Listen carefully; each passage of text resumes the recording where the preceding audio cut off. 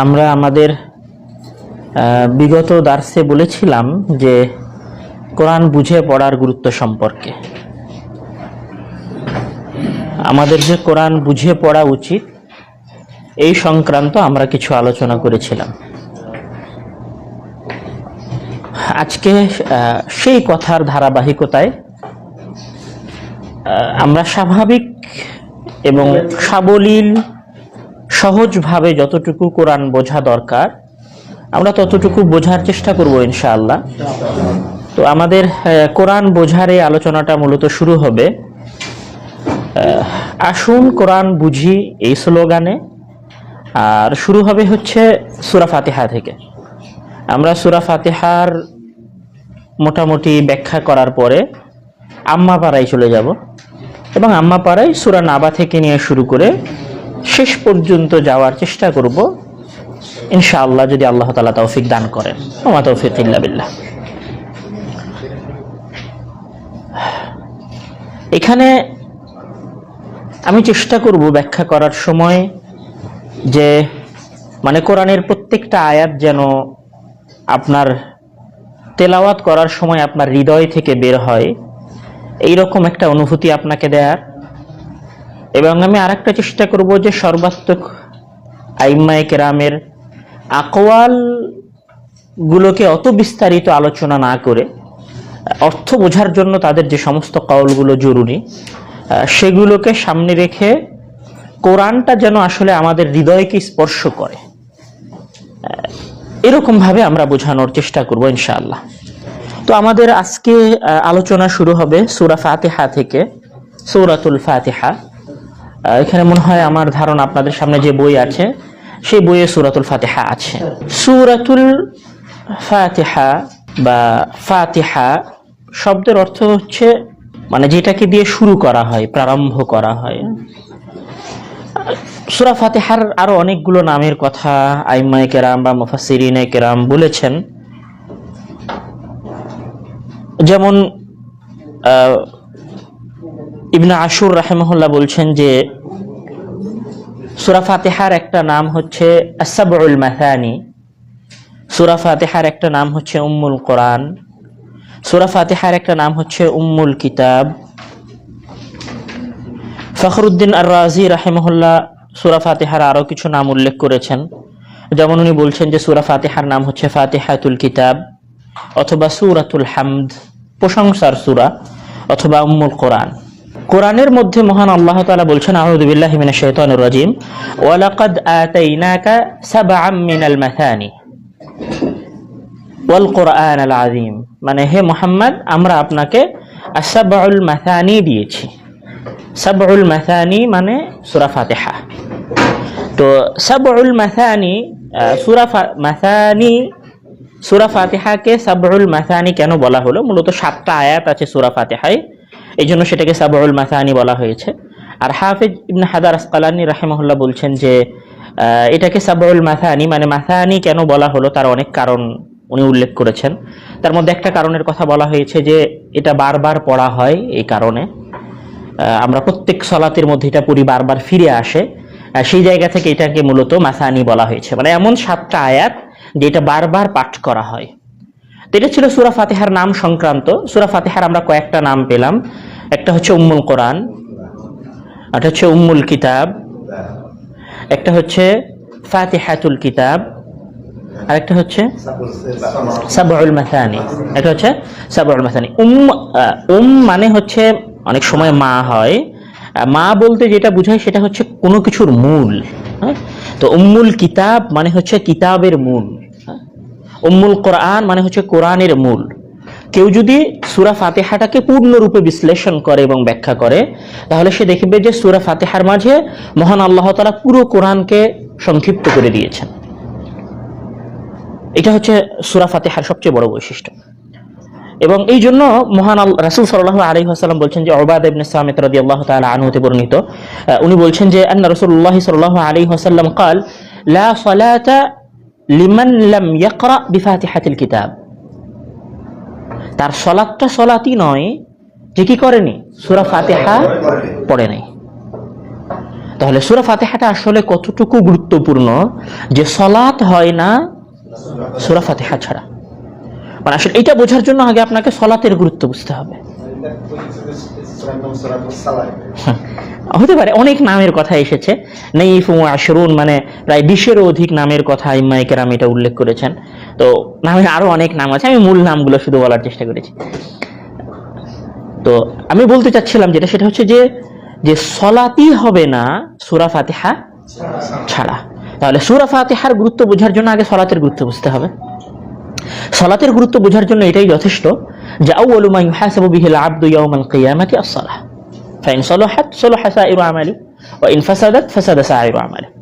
মানে কিয়ামতের দিন সবার আগে সালাতের হিসাব নেওয়া হবে, আর সালাতের হিসাবে যদি গড়মিল হয় তাহলে সব বেকার, আর সালাতের হিসাব যদি ঠিক হয় তাহলে বাকি সব ঠিক আছে।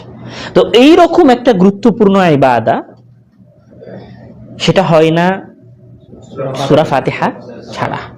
ইসলামের 5টা স্তম্ভের কথা বলা হয়েছে, যে বুনিয়াল ইসলামু আলা খামসিন, শাহাদা আন লা ইলাহা ইল্লাল্লাহ ওয়া আন্না মুহাম্মাদুর রাসূলুল্লাহ, তারপরে ইকামুস সালাহ মানে সালাত প্রতিষ্ঠা করা। তাহলে ইসলাম যে 5টা জিনিসের উপর প্রতিষ্ঠিত তার মধ্যে দ্বিতীয়টাই হচ্ছে সালাত, আর সেই সালাত হয় না কি ছাড়া? সূরা ফাতিহা ছাড়া। তাহলে আসলে সূরা ফাতিহার গুরুত্ব কতটুকু?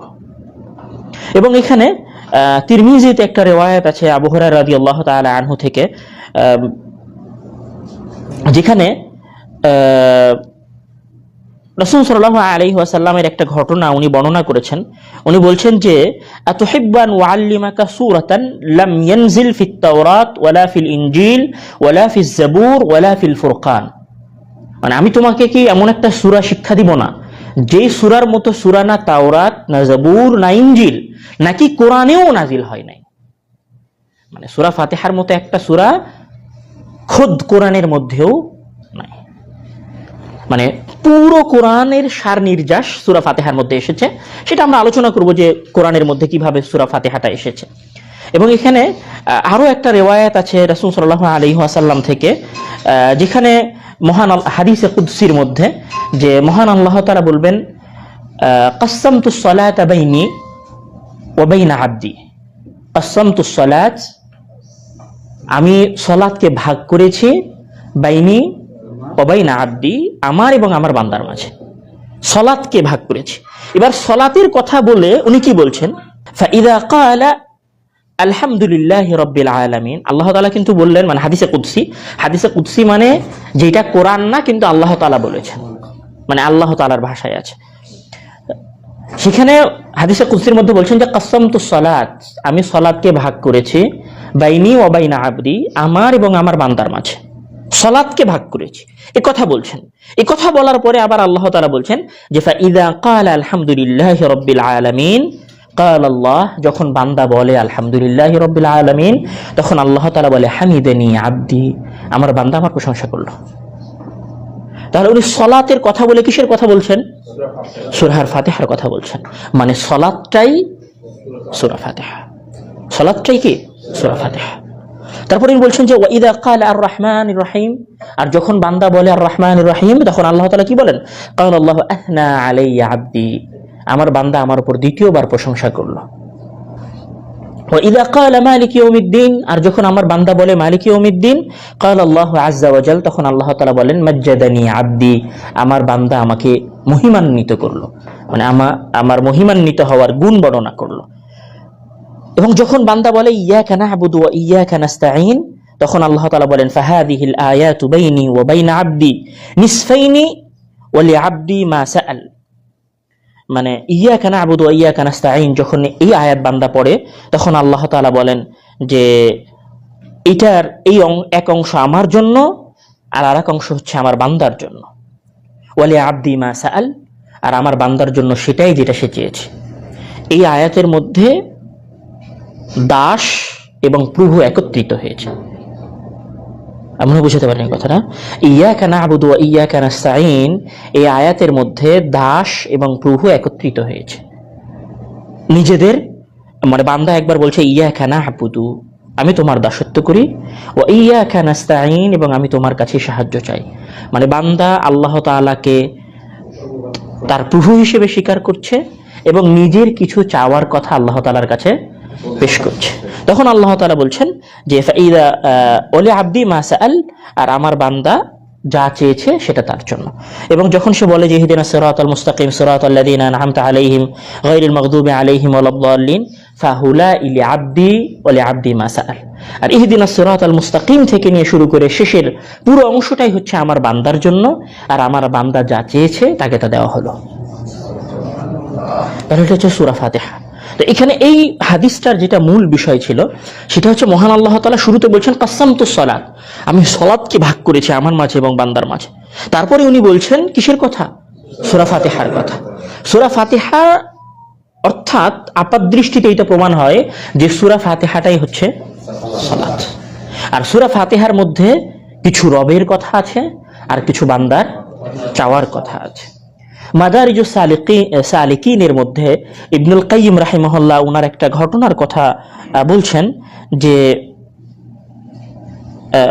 উনি ওনার নিজের কথা বলছেন যে যখন উনি কোনো সমস্যার মধ্যে পড়তেন, এখানে ইবারতটা এরকম আছে মাদারিজুস সালিকিনের মধ্যে যে কানা ইউরাদু লি আলামুন মুজআইজাতুন, মানে উনি যখন কোনো কষ্টের মধ্যে পড়তেন তখন উনি ওনার মক্কায় তাওয়াফের একটা ঘটনা বর্ণনা করেছেন যে তাওয়াফ করা অবস্থায় উনি একটু ব্যথা অনুভব করলেন বা কষ্ট পেলেন, তখন উনি দৌড়ে গেলেন জমজমের পানির কাছে এবং জমজমের পানিতে উনি বারবার সূরা ফাতিহা পড়ে ফু দিলেন, বা নিজের যে শরীরে যে জায়গায় উনি ব্যথা পাচ্ছিলেন সেই জায়গায় সূরা ফাতিহা পড়ে ফু দিলেন এবং সেই পানি পান করলেন, তো তার কাছ থেকে সেই ব্যথাটা দূর হয়ে গেল।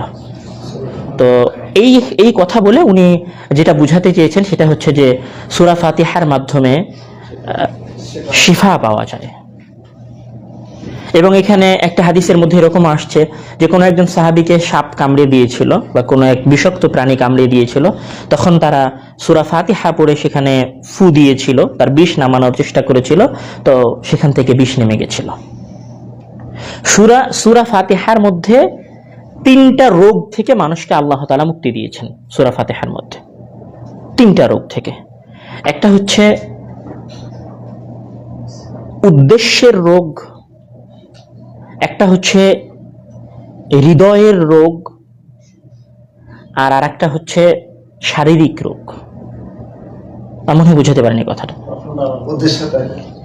সূরা ফাতিহার মধ্যে মহান আল্লাহ তাআলা বান্দাকে 3টা রোগ থেকে মুক্তি দিয়েছেন। উদ্দেশ্যের রোগ, উদ্দেশ্যের রোগ মানে আপনার মনের মধ্যে এমন উদ্দেশ্য তৈরি হওয়া যেটা আসলে আপনার উদ্দেশ্য হওয়া উচিত নয়, এটা কি উদ্দেশ্য রোগাক্রান্ত হয়ে যাওয়া।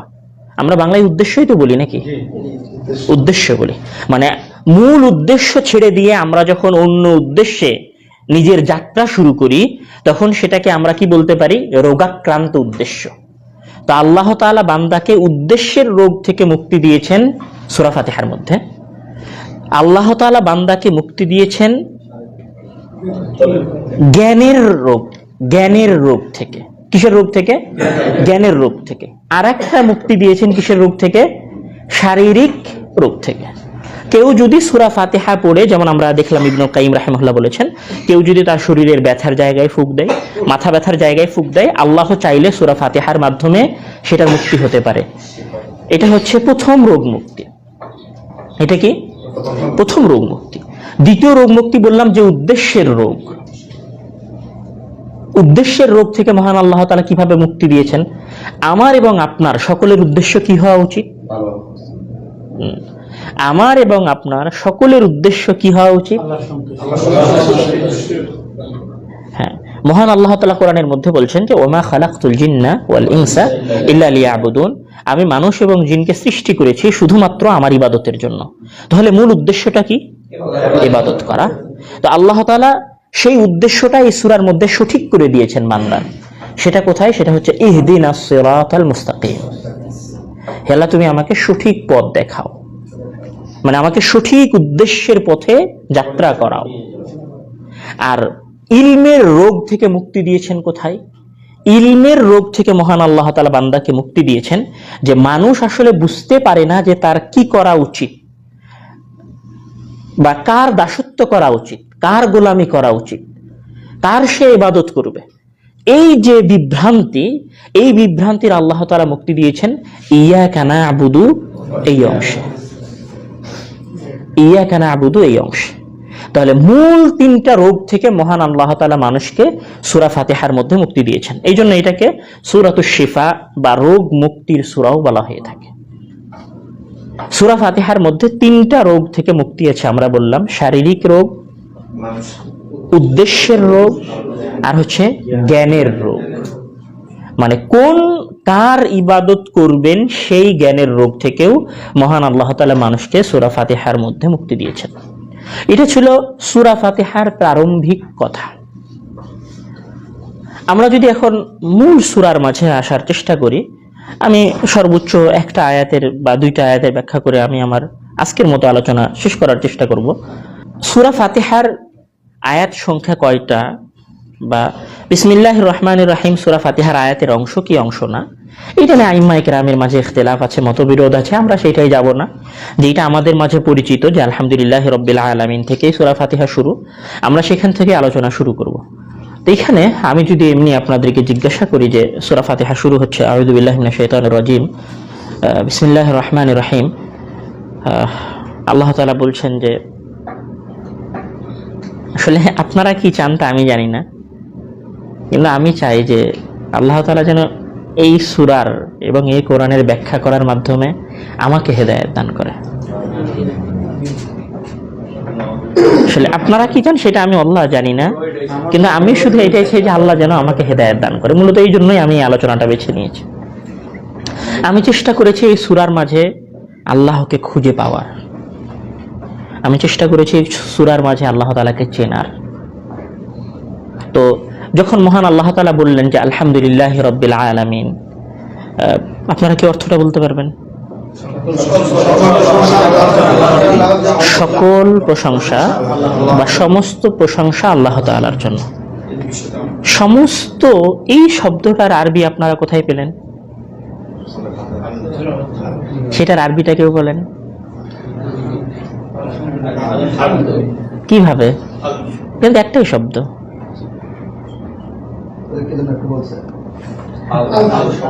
আল থেকে। হ্যাঁ, কেন আল থেকে?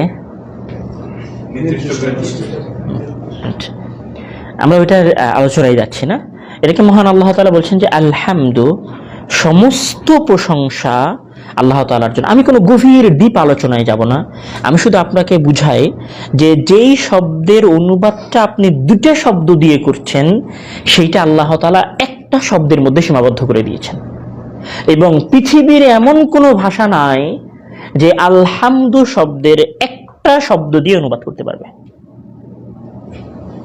এটা হচ্ছে কোরআনের ভাষা যে অদ্বিতীয় এবং অনন্য তার প্রমাণ। আমরা বুঝতে পারিনি কথাটা। আপনি সেটা এটার ইংলিশে পৃথিবীর সবচেয়ে সমৃদ্ধ ভাষাগুলোর একটা ভাষা হচ্ছে ইংরেজি, আমাদের কাছে সবচেয়ে পরিচিত ভাষাগুলোর একটা ভাষা হচ্ছে বাংলা। এই দুইটা ভাষায় যদি আপনি আলহামদুকে অনুবাদ করার চেষ্টা করেন তাহলে আপনি কোনো সময় একটা শব্দ দিয়ে অনুবাদ করতে পারবেন না।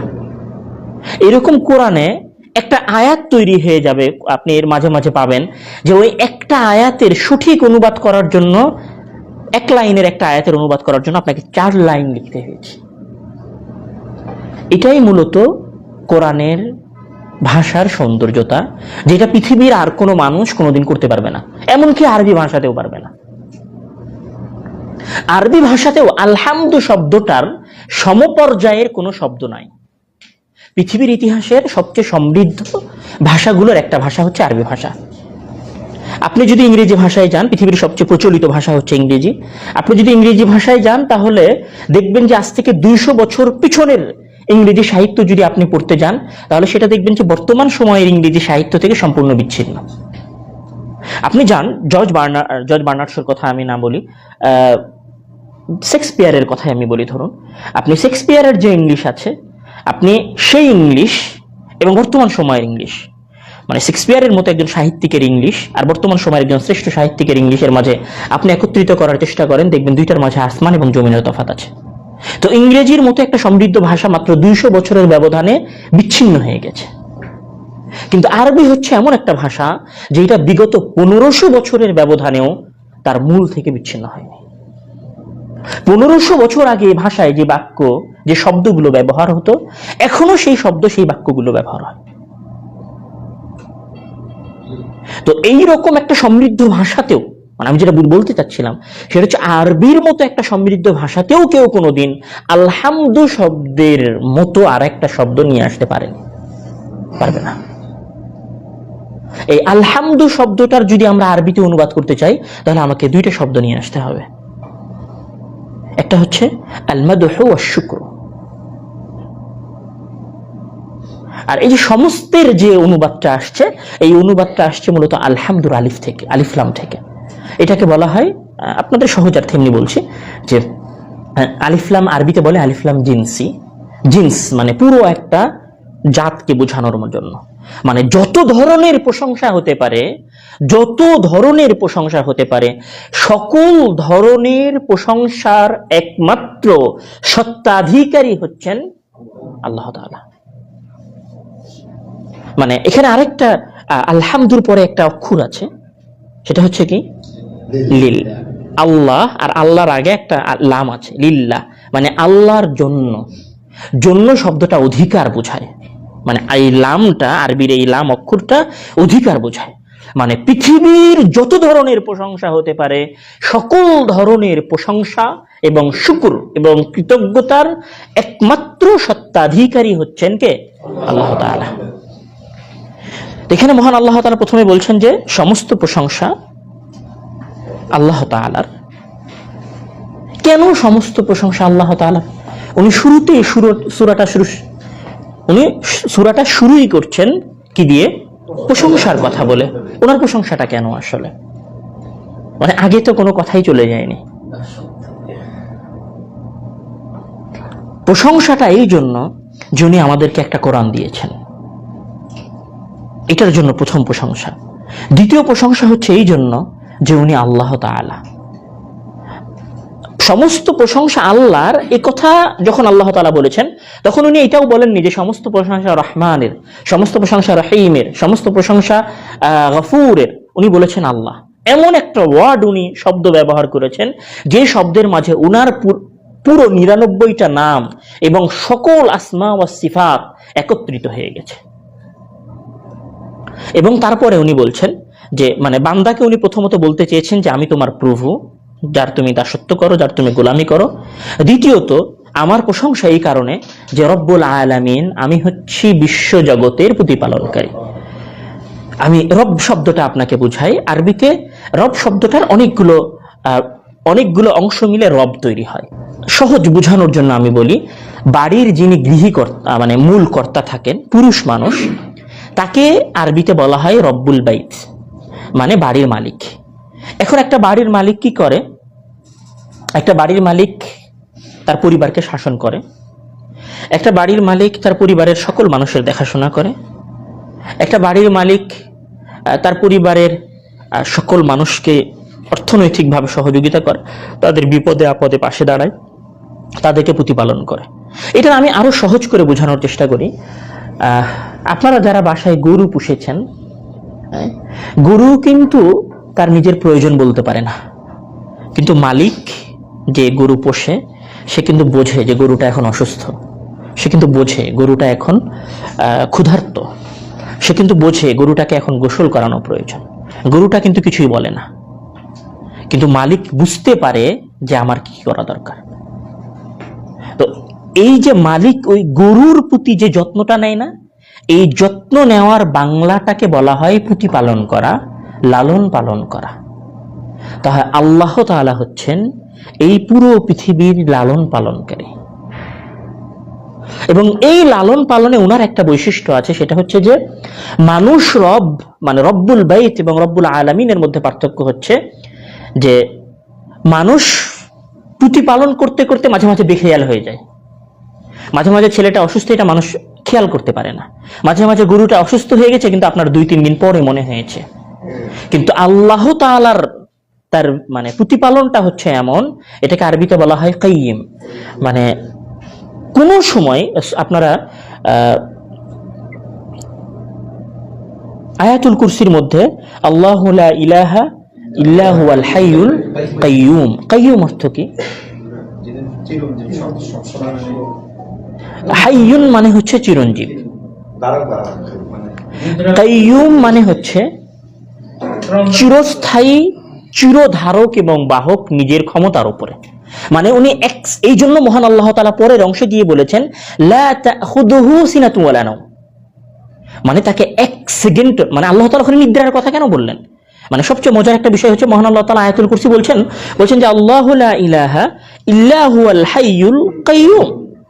উনি বলেছেন যে তিনি ছাড়া কোনো ইলাহ নেই, তারপরে উনি বলছেন হাইয়ুন, তারপরে উনি বলছেন কাইয়ুম, এবং তারপর একটা ক্ষুদ্র নগণ্য একটা সিফাতের কথা বলছেন যে লা তাখুযুহু সিনাতুন ওয়ালা নাওম, তাকে নিদ্রা পায় না। মানে নিদ্রা পায় না মানে কি? মানে উনি এক সেকেন্ডের জন্য, এক ন্যানো সেকেন্ডের জন্য ওনার দায়িত্ব সম্পর্কে গাফেল ভুলে যান না কোনো সময়।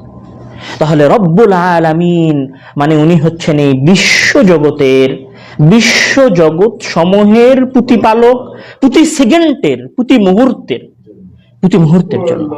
এবং এই কারণে পৃথিবীর কোনো পাখপাখালি কোনো সময় না খেয়ে থাকে না। একটা অবলা প্রাণীকেও মহান আল্লাহ তাআলা তার খাদ্যের ব্যবস্থা করে দেয়। মানে মানুষের কথা বাদ দিলাম, একটা ক্ষুদ্র প্রাণী থেকে নিয়ে শুরু করে, একটা ছোট্ট পশু থেকে নিয়ে শুরু করে, এই পৃথিবীর একদম নগণ্য কীট পতঙ্গ পর্যন্ত সকলের দেখাশোনা করেন মহান আল্লাহ তাআলা। এটা হচ্ছে মূলত রব্বুল আলামিন। তা আল্লাহ তাআলা হচ্ছেন সেই প্রতিপালক। তাহলে আমি প্রশংসা করছি, সকল প্রশংসা। এখানে আরেকটা কথা আছে, আমরা জানি কিছু বাক্য বাংলায়, এটা বাংলায় বুঝিয়ে বলি, কিছু বাক্য শুরু হয় ক্রিয়া দিয়ে, কিছু বাক্য শুরু হয় আরবিতে, কিছু বাক্য শুরু হয় ক্রিয়া বোঝেন তো, কাল মিশ্রিত ক্রিয়া দিয়ে। ক্রিয়া মানে হচ্ছে করা, খাওয়া, আর ক্রিয়ার সাথে যখন কাল আসে তখন সেটা হয় অতীতে করা, বর্তমানে করা, ভবিষ্যতে করা। তো অতীতে করা মানে সেটা আপনি ভবিষ্যতে করছেন না, বর্তমানে করা মানে সেটা আপনি অতীতে করেননি, আর ভবিষ্যতে করবেন মানে সেটা আপনি পেছনে করেন। আমি মনে বুঝাতে পারেন এই কথাটা। কালের মধ্যে আপনি যদি অতীতে করে থাকেন তাহলে বর্তমানে করেননি, বা ভবিষ্যতেও করবেন না, বা বর্তমানে করছেন না। আর বর্তমান মানে যেটা আপনি কিসে করেননি, অতীতে করেননি, ভবিষ্যতে করতেও পারেন, নাও পারেন। আর যেটা ভবিষ্যতে করবেন সেটা আপনি অতীতে করেননি, যেটা আপনি ভবিষ্যতে করবেন। তাহলে ক্রিয়ার সাথে কালের সংমিশ্রণ যখন থাকে, ক্রিয়ার সাথে কালের সংমিশ্রণ যখন থাকে, তখন কাজটা কোনো একটা সময়ে হয়। এটাকে আরবিতে বলা হয় জুমলা ফেয়ালিয়া, মানে ফেল সূচক বাক্য। কিন্তু আল্লাহ তাআলা যখন এখানে সূরা ফাতিহাটা শুরু করেছেন, তখন উনি এখানে ক্রিয়ার সাথে কালের সংমিশ্রণ ঘটাননি। এই দুইটার বাইরে গিয়ে উনি একটা শব্দ দিয়ে বাক্য শুরু করেছেন, যেখানে ক্রিয়া দিয়ে বাক্য শুরু হয়নি, যেটাকে বলা হয় ইসিম দিয়ে বাক্য শুরু হয়েছে। ইসিম দিয়ে বাক্য শুরু করার আরবিতে অর্থ হচ্ছে যে আলহামদুলিল্লাহ রাব্বিল আলামিন, মানে তিনি প্রশংসিত ছিলেন, প্রশংসিত আছেন, প্রশংসিত থাকবেন। পৃথিবীর কোনো মানুষ যদি ওনার প্রশংসা না করে তা উনি প্রশংসিত থাকবেন। পৃথিবীর কোন সৃষ্টিও যদি ওনার প্রশংসা না করে তা উনি প্রশংসিত থাকবেন। এটাই হচ্ছে আলহামদুলিল্লাহ রাব্বিল আলামিন। এবার আপনি যখন এই আয়াতটা তেলাওয়াত করছেন, তখন এবার আপনি এই অনুভূতি নিয়ে আয়াতটা তেলাওয়াত করেন যে সমস্ত প্রশংসা এমন এক সত্তার জন্য যিনি প্রশংসিত ছিলেন, প্রশংসিত আছেন, প্রশংসিত থাকবেন, যিনি আমার মাবুদ এবং আমার ইলাহ, রব্বুল আলামিন, যিনি আমার এবং এই পুরো পৃথিবীর প্রতিপালক। আমি তার প্রশংসা করছি। আমি বুঝাতে পারিনি কথাটা। প্রশংসা, সকল ধরনের প্রশংসা ওই আল্লাহ তাআলার, ওই মাবুদের, ওই ইবাদতের যোগ্য সত্তার, যিনি প্রশংসিত ছিলেন, প্রশংসিত আছেন, প্রশংসিত থাকবেন, এবং যিনি বিশ্বজগৎ সমূহের প্রতিপালক। আমি প্রতিপালকে একটা অর্থ বলেছি, সেটা মাথায় রাখার চেষ্টা করবেন। লালন পালনকারী, যিনি নিজে বোঝেন যে কাকে কি দিতে হবে, যদিও বা সে না বোঝে। এবং এই রব্বুল আলামিন, মানে আল্লাহ তাআলা যে রব্বুল আলামিন, এই রব্বুল আলামিন হওয়ার কারণেই মূলত একজন কাফের খাবার পায়। রব্বুল আলামিন হওয়ার কারণেই মূলত একজন মুশরিক ব্যবসায়ী ধনী হয়। এই রব্বুল আলামিন হওয়ার কারণেই মূলত একজন মুমিনও খাবার পায়। এই রব্বুল আলামিন হওয়ার কারণেই মূলত সূর্যটা শুধু সৌদি আরবে আলো দেয় না, বরং ইসরায়েলেও আলো দেয়। এই রব্বুল আলামিন হওয়ার কারণেই চাঁদের সৌন্দর্যটা শুধু বাংলাদেশ থেকে দেখা যায় না, বরং সমগ্র পৃথিবী থেকে দেখা যায়। এই রব্বুল আলামিন হওয়ার কারণে শুধুমাত্র সৌদির ভূমি ফসল উৎপাদন করে না, বরং সারা পৃথিবীর সকল ভূমি ফসল উৎপাদন করে। এই রব্বুল আলামিন হওয়ার কারণেই বাংলাদেশের ভূমিও যেমন ফসল উৎপাদন করে, ইসরায়েলের ভূমিও তেমন ফসল উৎপাদন করে, রাশিয়ার ভূমিও তেমন ফসল উৎপাদন করে, আমেরিকার ভূমিও তেমন ফসল উৎপাদন করে। এই রব্বুল আলামিন হওয়ার কারণেই ওই মেঘ শুধু তাওহীদের দেশে বৃষ্টি দেয় না, বরং সারা পৃথিবীতে বৃষ্টি দেয়। এই রব্বুল আলামিন হওয়ার কারণে শুধুমাত্র পানি মুসলিম এলাকাগুলোর মাটির নিচ থেকে ওঠে না, বরং সমগ্র পৃথিবী থেকে ওঠে। এটাই মূলত রব্বুল আলামিন। আল্লাহ তাআলা আমাদেরকে পবিত্র কোরআনের অর্থ বোঝার এবং অন্তত আগামীতে যখন সূরা ফাতিহা তেলাওয়াত করব, তখন এই আয়াতটা যেন হৃদয়ের গভীর থেকে তেলাওয়াত করতে পারি। আল্লাহ তাআলা যেন আমাদেরকে সেই তৌফিক দান করেন। আল্লাহুম্মা আমিন। ওয়া আখিরু দাওয়ানা আলহামদুলিল্লাহি রাব্বিল আলামিন। আসসালামু আলাইকুম ওয়া রাহমাতুল্লাহি ওয়া বারাকাতুহু।